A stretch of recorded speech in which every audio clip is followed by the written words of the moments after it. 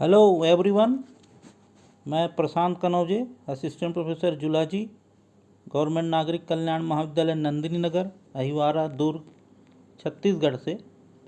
आज का हमारा टॉपिक है लाइफ साइकिल ऑफ ट्रिपैनोसोमा। इसको मैंने बीएससी पार्ट 3 के पेपर फर्स्ट की यूनिट 5 से लिया है। इस टॉपिक में हम ट्रिपैनोसोमा की मॉर्फोलॉजी से लेकर लाइफ साइकिल का पूरा स्टडी करेंगे। सबसे पहले लेते हैं क्लासिफिकेशन। ट्रिपैनोसोमा को फाइलम प्रोटोजोआ के अंतर्गत रखा गया है क्योंकि Trypanosoma is a unicellular organism, hence it is include in the phylum protozoa. क्योंकि ट्रिपैनोसोमा जो है यूनिसेलुलर एनिमल है, इसलिए इसको प्रोटोजोआ के अंतर्गत रखा गया है। सब फाइलम है इसकी प्लाज्मोड्रामा, क्लास मैस्टिगोफोरा, और इस एनिमल में फ्लैजेलम के द्वारा लोकोमोशन होता है, इसलिए इसको फ्लैजलेटा और मैस्टिगोफोरा क्लास में रखा गया है। ऑर्डर है प्रोटोमोनेडिना, जीनस ट्रिपैनोसोमा। स्पीसीज जो स्टडी करेंगे हम वो है गैम्बियंसी। इसके अलावा मनुष्य में ट्रिपैनोसोमा जो है 3 स्पीसीज पैरासिटिक के रूप में पाई जाती है, जिसमें पहली है ट्रिपैनोसोमा गैम्बियंसी, दूसरी है ट्रिपैनोसोमा क्रूजाई और तीसरी है ट्रिपैनोसोमा रोडियंस। तो हम जो स्पीसीज लिए हैं वो है गैम्बियंसी, जो कि गैम्बिया फीवर प्रोड्यूस करता है और स्लीपिंग सिकनेस नामक रोग उत्पन्न करता है। अभी पार्ट लेते हैं अपन introduction. Trypanosoma is a unicellular organism, single cell होता है, माइक्रोस्कोपिक एनिमल होता है। It has flagellum for locomotion, locomotion के लिए फ्लैजला पाया जाता है। It is endoparasite living in the blood of man, अंतः परजीवी होता है। एंडोपैरासाइट मतलब अंतः परजीवी, और कहाँ रहता है? मनुष्य के ब्लड में और टेस्टिस फ्लाई के इंटेस्टाइन में। आल्सो नोन एज हीमोफ्लैजेलेट, हीमोफ्लैजेलेट मतलब हीमो मतलब ब्लड, फ्लैजेलेट मतलब फ्लैजला वाला एनिमल। चूँकि यह मनुष्य के ब्लड में पाया जाता है, इसलिए इसको हीमोफ्लैजेलेट भी कहा जाता है। It's cause A disease called sleeping sickness, यह एक प्रकार का रोग उत्पन्न करता है जिसको बोलते हैं स्लीपिंग सिकनेस, निद्रा रोग। It is digenetic parasite, digenetic means parasite living in 2 host, ऐसे परजीवी जिनका जीवन चक्र या जीवन 2 होस्ट में पूरा होता है, उसको बोलते हैं digenetic parasite. Living in 2 host, उसमें कौन कौन है? मैन वर्टिब्रेट होस्ट और tsetse fly invertebrate host. This parasite lives in Africa only, ये सिर्फ अफ्रीका में ही पाए जाते हैं। नेक्स्ट पार्ट में हम लेते हैं इसकी मॉर्फोलॉजी। एक्सटर्नल स्ट्रक्चर, बाहर से देखने पर ये कैसे दिखाई देता है? बॉडी इसका माइक्रोस्कोपिक है, बिना माइक्रोस्कोप से अपन नहीं देख सकते, यूनिसेलुलर है, स्पिंडल शेप है, डॉर्सोवेंट्रली फ्लैटेंट है, कलरलेस है, लीफ लाइक स्ट्रक्चर है, एंटीरियर एंड और पोस्टीरियर एंड पहचानने का क्या तरीका है? पोस्टीरियर एंड जो होता है वो चौड़ा होता है, एंटीरियर एंड जो है वो नुकीला होता है, और उधर से एंटीरियर एंड से फ्लैजेलम फ्री होता है। इसको बोलते हैं एंटीरियर एंड, जिधर से फ्लैजला फ्री है, और उसका अपोजिट डायरेक्शन कहलाता है पोस्टीरियर एंड। इसका होल बॉडी, पूरे का पूरा शरीर एक लचीली पेलिकल मेम्ब्रेन से ढका होता है। ये क्या है? Pellicle. Whole body is covered by a thin plastic like elastic membrane known as pellicle, जो पूरे शरीर को कवर करके रखती है।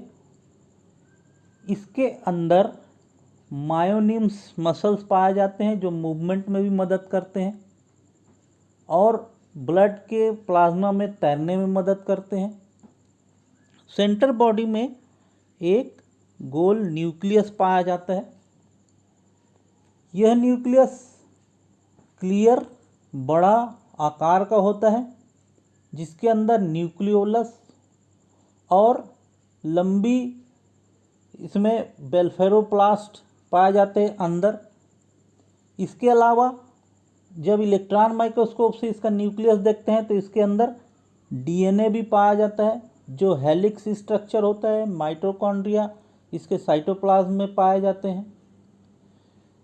न्यूक्लियस के पीछे पोस्टीरियर एंड पर लंबी एक रॉड लाइक स्ट्रक्चर पाया जाता है, जिसको कहते हैं काइनेटोप्लास्ट। काइनेटोप्लास्ट के पास में ही एक बेसल ग्रेन्यूल्स पाया जाता है, जिससे फ्लैजेला निकलता है। काइनेटोप्लास्ट और बेसल ग्रेन्यूल आपस में जुड़े रहते हैं पतली एक महीन रस्सी जैसी संरचना से, जिसको कहते हैं राइजोप्लास्ट। बेसल ग्रेन्यूल से जो फ्लैजेला निकलता है वो पूरे बॉडी को कवर करते हुए एंटीरियर एंड से फ्री हो जाता है। जहाँ जहाँ यह बॉडी को कवर करता है उसको कहते हैं अंडुलेटिंग मेम्ब्रेन, और यह ब्लड में तैरने में मदद करता है। इसके अंदर एक साइटोप्लाज्म गाढ़ा द्रव भरा होता है बॉडी के अंदर, जो दो भागों में विभाजित रहता है, एंडोप्लाज्म एक्टोप्लाज्म, और इसके अंदर रिजर्व फूड ग्रैन्यूल्स भी पाए जाते हैं। तो ये जो एनिमल दिखाई दे रहा है ये है ट्रिपैनोसोमा। पूरा का पूरा फ्लैट स्ट्रक्चर है और यह एनिमल जो है फाइलम प्रोटोजोआ में पाया जाता है। अब देखते हैं इसकी पॉलीमॉर्फिज्म। पॉलीमॉर्फिज्म को पढ़ना इसलिए ज़रूरी है क्योंकि जब हम लाइफ साइकिल की स्टडी करेंगे तो उसमें ट्रिपैनोसोमा के कई रूप, अलग अलग रूप दिखाई देते हैं।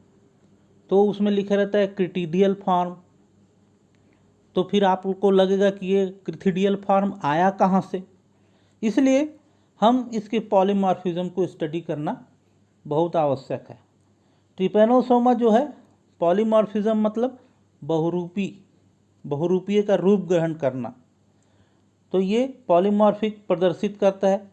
अपनी लाइफ की विभिन्न अवस्थाओं में भिन्न भिन्न आकार यह प्रोड्यूस करता है। काइनेटोप्लास्ट का बेसल बॉडी और बेल्फेरोप्लास्ट एवं फ्लैजेला की स्थिति के आधार पर ट्रिपैनोसोमा में 4 स्टेज पाई जाती है। पहली स्टेज हमने अभी उसकी मॉर्फोलॉजी देखी, एक्चुअल और एडल्ट ट्रिपैनोसोमा गैम्बियंसी की। दूसरी जो पार्ट है वो है लिस्मानिया। लिस्मानिया पोजीशन ये है। लिस्मानिया, इसका शरीर गोल ओवल शेप होता है। काइनेटोप्लास्ट न्यूक्लियस के आगे स्थित होता है, फ्लैजेला रिड्यूस्ड होता है और साइटोप्लाज्म में ख़त्म हो जाता है। फ्लैजेला यहाँ पे रिड्यूस होकर साइटोप्लाज्म में ख़त्म हो जाता है। तो यहीं पे फ्लैजेला अंदर के अंदर ख़त्म हो जाता है। दूसरा होता है लेप्टोमोनास। इसमें क्या होता है, शरीर बॉडी जो है लंबा है। काइनेटोप्लास्ट बेल्फेरोप्लास्ट शरीर के एंटीरियर एंड से निकलकर, जो शरीर के एंटीरियर पार्ट से निकलता है और न्यूक्लियस जो है शरीर के बीच में पाया जाता है। फ्लैजेला छोटा सा निकलकर फिर फ्री हो जाता है, स्वतंत्र रूप से आगे हो जाता है। उसके बाद नेक्स्ट पार्ट है क्रिथिडियल फॉर्म।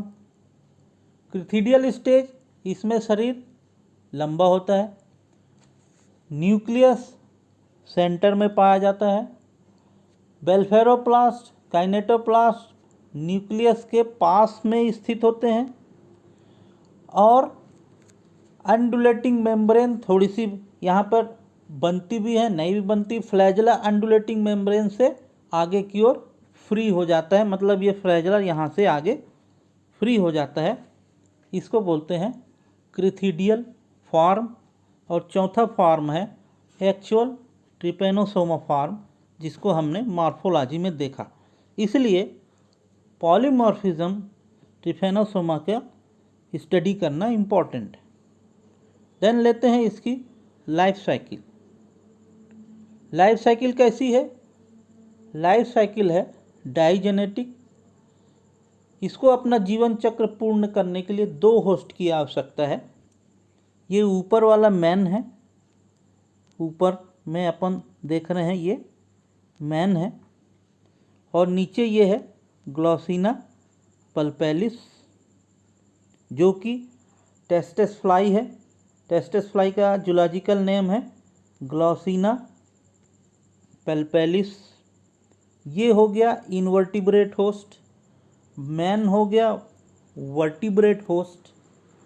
अब ये वर्टिब्रेट होस्ट में कैसे पहुंचता है? जब कोई इन्फेक्टेड फ्लाई एक स्वस्थ मनुष्य को काटती है, तब यह मनुष्य के शरीर में यहाँ प्रवेश कर जाता है। और ये वाला जो फॉर्म है, ये फॉर्म है मेटासाइक्लिक फॉर्म, जो कि ट्रिपेनोसोमा का एक इन्फेक्टेड फॉर्म है, जो टेस्टिस फ्लाई के सलाइवा में पाया जाता है। जब फ्लाई किसी मनुष्य को बाइट करती है, काटती है, तो वो उसके ब्लड में मेटासाइक्लिक फॉर्म सलाइवा छोड़ती है, तो मेटासाइक्लिक फॉर्म भी ह्यूमन बॉडी के ब्लड में चले जाता है। और ये क्या होते हैं, मेटासाइक्लिक फॉर्म मल्टीप्लाइज करके अपने आप को लॉन्ग सिलेंडर फॉर्म में कन्वर्ट कर लेता है। ये किसके अंदर अब लाइफ साइकिल चालू हो गई? ह्यूमन बॉडी के आरबीसी में, ब्लड में ये प्रारंभ हो गई लाइफ साइकिल वर्टिब्रेट होस्ट में। अब यह मल्टीप्लिकेशन करता है, लॉन्गिट्यूडनल बाइनरी फ्यूजन करता है। लॉन्गिट्यूडनल बाइनरी फ्यूजन में एनिमल का शरीर लंबवत 2 भागों में डिवाइड होता है, न्यूक्लियस भी 2 भागों में डिवाइड होता है, और ये बाइनरी फ्यूजन करके 2 डिवाइडिंग बाइनरी फ्यूजन और कन्वर्ट हो जाता है इंटरमीडिएट फॉर्म्स में। जब ये इंटरमीडिएट फॉर्म्स में कन्वर्ट होता है, तो इसका फ्लैजेला जो है छोटा हो जाता है, और यह फ्लैजेला छोटा होकर शॉर्ट स्टम्पी फॉर्म में कन्वर्ट हो जाता है। इसको बोलते हैं शॉर्ट स्टम्पी फॉर्म। और इस कंडीशन में फ्लैजेला नहीं पाया जाता, और यह फीडिंग करना बंद कर देता है, मनुष्य के अंदर फीडिंग करना बंद कर देता है, और यह मल्टीप्लाई भी नहीं होता। मल्टीप्लिकेशन यहीं तक होता है, ये मल्टीप्लाई नहीं होता।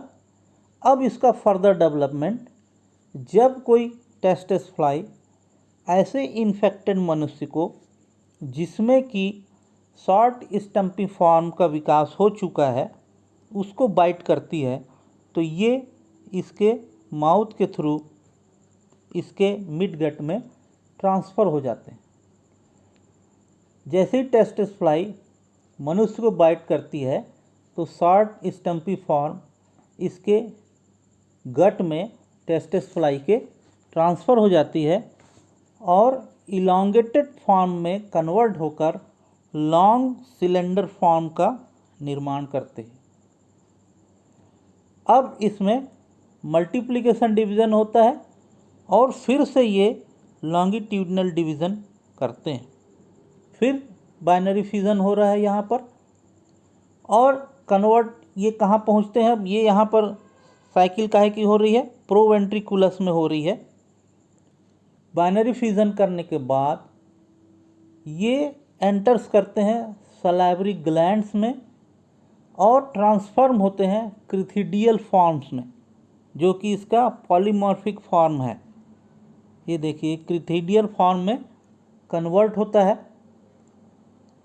The crithidial form is shortest form, सबसे छोटा फॉर्म है, और यहाँ पर यह मल्टीप्लाइज। अब लॉन्गिट्यूडनल फिजन, ट्रांसफॉर्मेशन सिलेंडर, ये अब इसमें इन्फेक्टिव स्टेज के लिए तैयार होता है मनुष्य के लिए। और यहाँ पर अब ये कन्वर्ट कहाँ पहुँच जा रहा है, मेटासाइक्लिक फॉर्म में, और ये मेटासाइक्लिक फॉर्म फिर से बाइनरी फिजन करता है और यहाँ पर ये मेटासाइक्लिक फॉर्म बनाता है, और ये मेटासाइक्लिक अवस्था फिर मनुष्य के लिए इन्फेक्टिव स्टेज होती है, और इस प्रकार इसकी लाइफ साइकिल चलती रहती है। ये है वर्टिब्रेट होस्ट मैन, ये है इनवर्टिब्रेट होस्ट टेस्टेस फ्लाई, ये कहलाती है, जूलॉजिकल नेम है इसका ग्लॉसिना पल्पेलिस। अब लेते हैं इसका पैथोजेनिसिटी।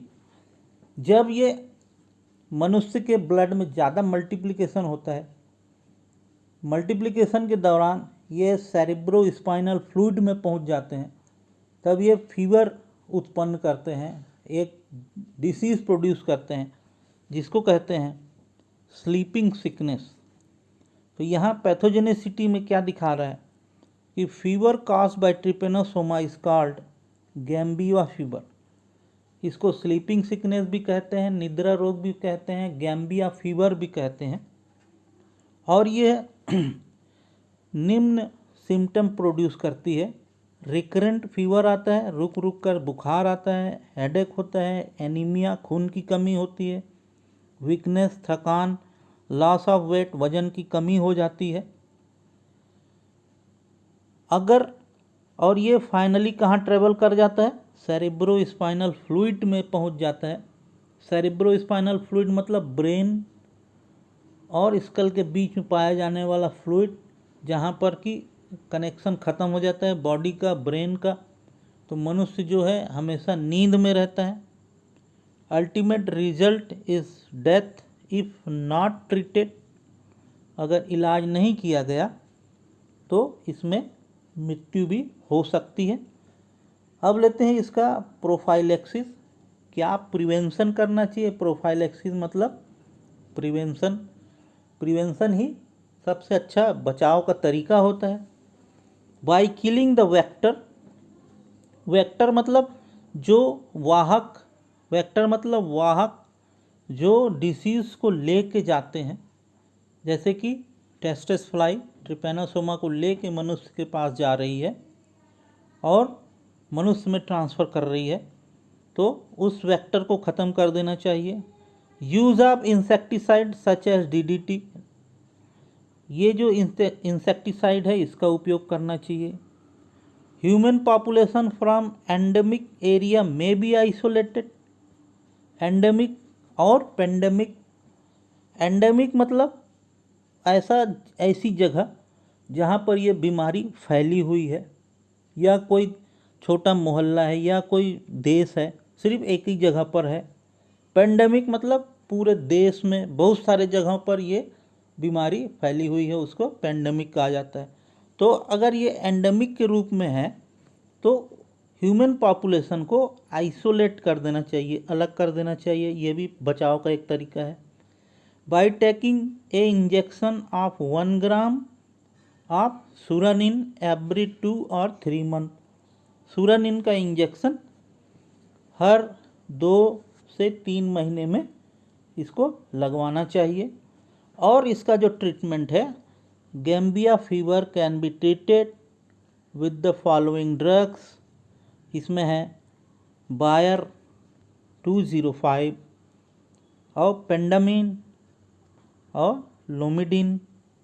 इस प्रकार इस ड्रग्स के द्वारा इस बीमारी को ठीक किया जा सकता है। तो ये था life cycle of Trypanosoma. Thank you very much.